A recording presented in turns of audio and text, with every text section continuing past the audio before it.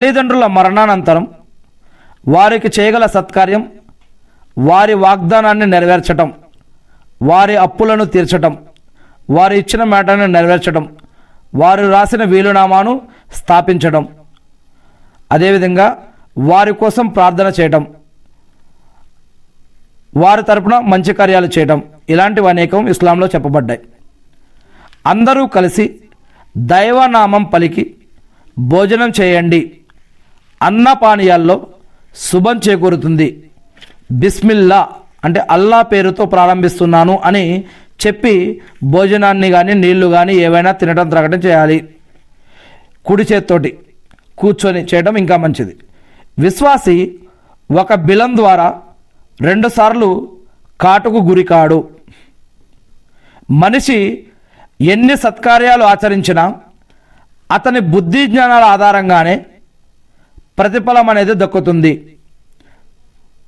అందుకే హదీసుల్లో మొదటి హదీస్ ఇన్నమల్ అమాలు బిన్నియాత్. నీవు ఏ పనినైనా సరే ఏ ఉద్దేశంతో ఏ ఆలోచనతో ఆ పని చేస్తున్నావో దానికి తగ్గటువంటి ప్రతిఫలమే నీకు ప్రసాదించబడుతుంది. మీలో ఉత్తమ గుణగణాలు గలవారే ఇస్లాం అనుసరణలో ఉత్తములు. ఉత్తమ గుణగణాలు అంటే ఏమిటి, ఉత్తమమైన గుణగణాలు అంటే ఏమిటి, ఇస్లాం అనుసరణలో ఉత్తములు వాళ్ళే. ఆ ఉత్తమ గుణగణాలు ఏమిటో మనం ఇంతకుముందే తెలుగు బుకారీలో చెప్పుకోవడం జరిగింది.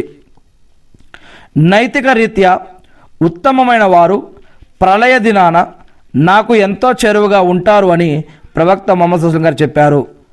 దైవం ప్రసాదించిన సిరి సంపదలు బాహ్యంలో కనిపించడం కూడా దైవానుగ్రహాలను గుర్తించుకోవడమే.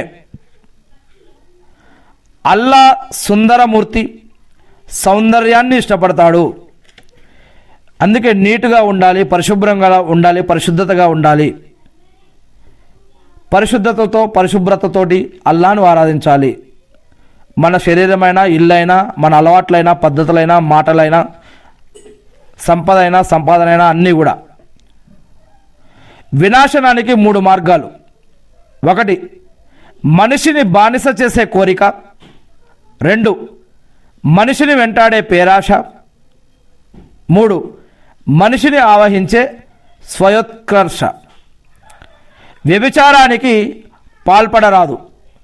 మీలో ఎవరైతే యవ్వన కాలాన్ని పరిశుద్ధంగా పవిత్రంగా గడుపుతారో వారు స్వర్గార్హత పొందుతారు.